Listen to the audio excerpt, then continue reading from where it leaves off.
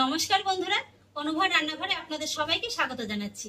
বর্ষাকাল মানেই পাকাতালের সমারোহ, আর সেই পাকাতাল দিয়ে কিন্তু আমরা নানা রকমের পিঠা বানিয়ে খেয়ে থাকি। সেরকমই আজকে আমি পাকাতাল আর সুজি দিয়ে দারুণ মজাদার সাথে বাটি ভাপা পিঠা তৈরি করে দেখাবো। এই পিঠাটি তৈরি করাও যতটা সহজ, খেতে কিন্তু ততটাই মজাদার। আসুন তাহলে দেখে নিন বন্ধুরা আমার আজকের রেসিপিটি। আশা করছি আপনাদের খুবই ভালো লাগবে।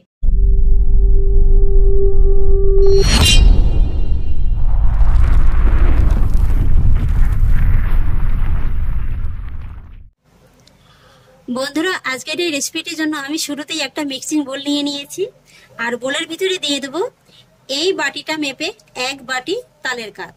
আজকের আমি এই রেসিপিটা এই বাটিটা মেপেই করব। আপনারা কিন্তু আপনাদের সুবিধা অনুযায়ী যে কোনো কাপ কিংবা বাটি মেপেই করতে পারেন। প্রথমে আমি তালের কাঠটাকে মিক্সিং বোলের ভিতরে ঢেলে নেব। তারপরে নিয়ে নেব আমি যে বাটিটা মেপে তালের কাঠটা নিয়েছি সেই একই বাটির 1.5 বাটির মতো সুজি।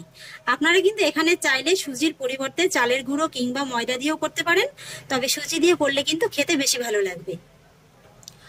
আর যদি সুজিটা প্যাকেট হিসেবে ধরেন তাহলে 1 প্যাকেট, আর 1 প্যাকেটের অর্ধেকটার মতো আমি সুজি নিয়েছি। টোটাল আমি এখানে 1.5 প্যাকেটের মতো সুজিটা নিয়েছি। আর এবার এই সুজির ভিতরে দিয়ে দেবো আমি স্বাদ অনুযায়ী লবণ।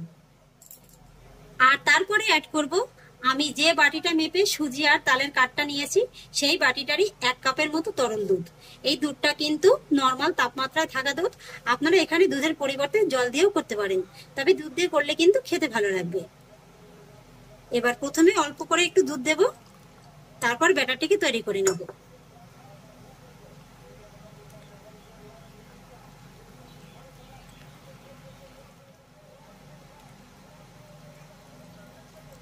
একবারে কিন্তু পুরো দুধটা দিয়ে করতে যাবেন না, তাহলে আবার প্রয়োজনের থেকে বেশি পাতলা হয়ে যেতে পারে। আর আমি এখানে ব্যাটারটা তৈরি করার জন্য কোনো চিনির ব্যবহার করছি না। আপনারা যদি মিষ্টিটা খুব বেশি পছন্দ করেন তাহলে এখানে একটু সামান্য চিনিটাও দিতে পারেন। 1 বাটি দুধ কিন্তু আমি পুরোটাই দিয়ে দিয়েছি। এবার ফাইনালি ব্যাটারটাকে তৈরি করে নেব। এই যে বন্ধুরা দেখুন, আমার ব্যাটারটা কিন্তু একেবারে তৈরি করা হয়ে গেছে। আর এবার ঘনত্বটা আপনাদের দেখিয়ে দিচ্ছি। ঘনত্বটা কিন্তু ঠিক এরকমই হতে হবে।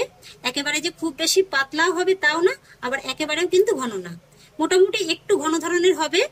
কারণ এটা যখন আবার সেট হবে তখন কিন্তু বসে আরেকটু ঘন হয়ে যাবে। আর এবার আমি ব্যাটারটিকে মোটামুটি 8 থেকে 10 মিনিটের মতো রেস্টে রেখে দেবো। এই 8 থেকে 10 মিনিটের ফাঁকে এর ভিতরে যেহেতু সুজিটা দেওয়া আছে, সুজিটা কিন্তু খুব ভালোভাবে সেট হয়ে যাবে। আর এই 10 মিনিটের ফাঁকে আমি একটা নারকেলের পুর তৈরি করে নেব। সেই জন্য এখানে দেখুন নিয়েছি মিডিয়াম সাইজের একটি নারকেল। নারকেলটাকে আমি আগেই কুড়িয়ে নিয়েছি। আর নিয়েছি কিছুটা গুড়। মোটামুটি আমি এখানে যতটা নারকেল নিয়েছি তার অর্ধেকটা পরিমাণে গুড় নিয়েছি। আপনারা কিন্তু এখানে গুড়ের পরিবর্তে চিনি দিয়েও করতে পারেন। এবার নারকেলের সঙ্গে গুড়টাকে খুব ভালো করে মেখে নেব।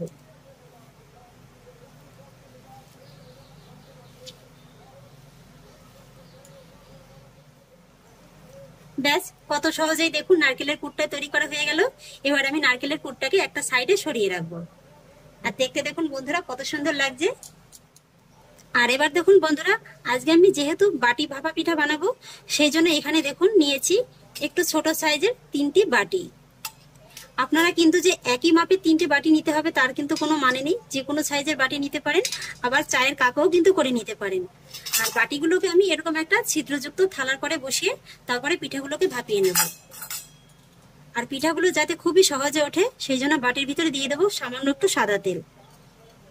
আপনারা এখানে সাদা তেলের পরিবর্তে ঘিটাও কিন্তু লাগিয়ে দিতে পারেন। হাত দিয়ে বাটির গায়ে ভালো করে তেলটাকে লাগিয়ে দেবো। এবার আমি বাটিগুলোকেও একটা সাইডে একটু সরিয়ে রাখবো। আর এবার আমি আপনাদের 10 মিনিট বাদে দেখিয়ে দিচ্ছি। এই যে দেখুন বন্ধুরা, সুজিটা কিন্তু ফুলে বেশ ভালোভাবে সেট হয়ে গেছে। আর এটা কিন্তু আরেকটু ঘন হয়ে গেছে। আর ঠিক এই পর্যায়ে আমি এখন এই ব্যাটার ভিতরে দিয়ে দেবো 1 প্যাকেট ইনো। আপনারা এখানে ইনোর পরিবর্তে হাফ চা চামচের মতো বেকিং সোডা আর হাফ চা চামচের মতো বেকিং পাউডারটাও দিয়ে কিন্তু পিঠাটা তৈরি করতে পারেন। তবে ইনোটা দিলে খেতে একটু ভালো লাগে। এই যে এবার ইনোটাও আমি দিয়ে দেবো। আর ইনো কিংবা বেকিং পাউডার বা বেকিং সোডা যেটাই দেন না কেন, এটা কিন্তু শেষের দিকেই দেবেন। এবার ইনোটাকেও আমি ব্যাটারের সঙ্গে ভালো করে মিশিয়ে দেবো।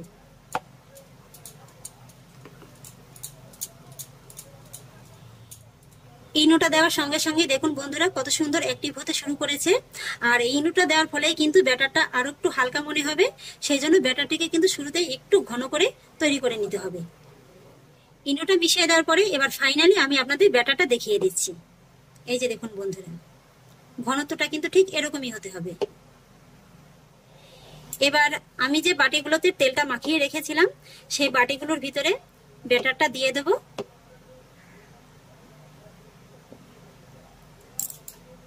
প্রথমে 1 ডাব্বু হাতার মতো দিয়ে দেব, তারপরে আবারও হাফ ডাব্বু হাতার মতো দিয়ে দেব, দিয়ে একটু এইভাবে ভালো করে সমান করে দেব। তারপরে আমি যে নারকেলের পুরটা তৈরি করে রেখেছিলাম সেই নারকেলের পুরটা এইভাবে এই ব্যাটারের পরে দিয়ে দেব।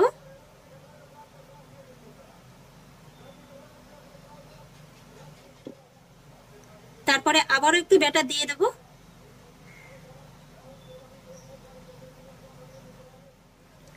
মোটামুটি বাটিটাকে একেবারে পুরোপুরি ভরে দেওয়া যাবে না, একটু ফাঁকা রেখেই ব্যাটারটা দিয়ে দিতে হবে। এইভাবে একটু ভালো করে ঝাঁকিয়ে ব্যাটারটিকে সেট করে দিতে হবে, যাতে করে ভিতরে হাওয়াটা খুব ভালোভাবে বেরিয়ে যায়। তারপরে উপর থেকে দেখতে সুন্দর এবং খেতে ভালো লাগার জন্য দিয়ে দেব কিছুটা কিশমিশ।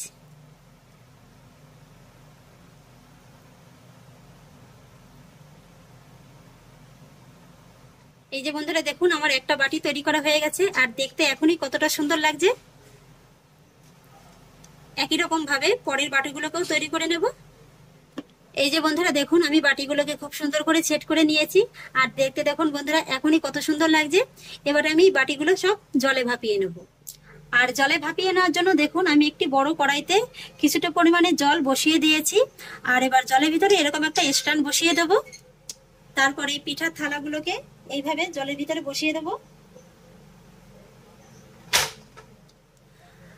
আর তারপর মিডিয়াম আঁচে ঢাকা চাপা দিয়ে আমি এই পিঠাগুলোকে 10 মিনিটের মতো তৈরি হতে সময় দেব। এই 10 মিনিটের ভিতরেই পিঠাগুলো খুব সুন্দরভাবে তৈরি হয়ে যাবে। ফিরে এলাম 10 মিনিট বাদে, এবার ঢাকাটা তুলে নিচ্ছি।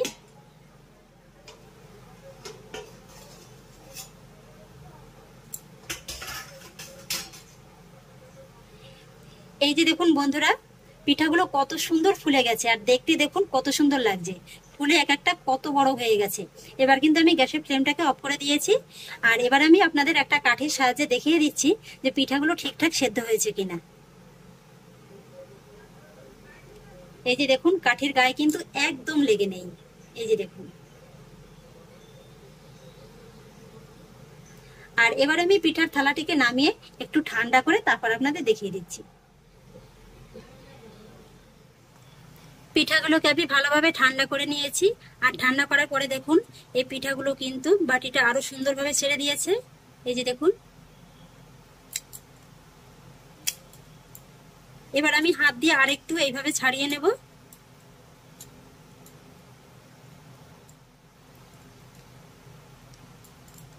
তারপরে এইভাবে একটু উপর করে একটু ট্যাপ ট্যাপ করলে কিন্তু পিঠাটা খুব সুন্দরভাবে বেরিয়ে যাবে।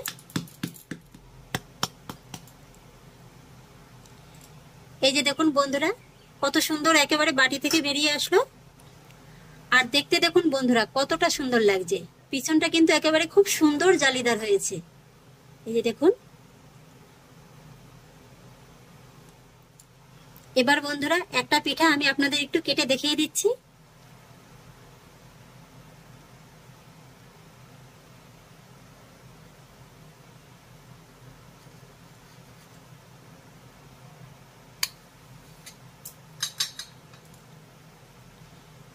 এই যে দেখুন বন্ধুরা, ভিতরে একেবারে কত সুন্দর নারকেলের পুরটা। এইভাবে একবার হলেও তাল দিয়ে এই বাটি ভাপা পিঠা বানিয়ে খেয়ে দেখবেন, খেতে কিন্তু অসম্ভব মজাদার লাগে। আর ভিতরটা দেখুন বন্ধুরা একেবারে কত সুন্দর জালিদার, নারকেলের পুরে একেবারে ঠাসা। আর দেখুন বন্ধুরা এগুলো কতটা একেবারে নরম তুলতুলে হয়েছে। এই যে দেখুন, নিশ্চয়ই দেখে বুঝতে পারছেন যে পিঠাগুলো কতটা সফট হয়েছে।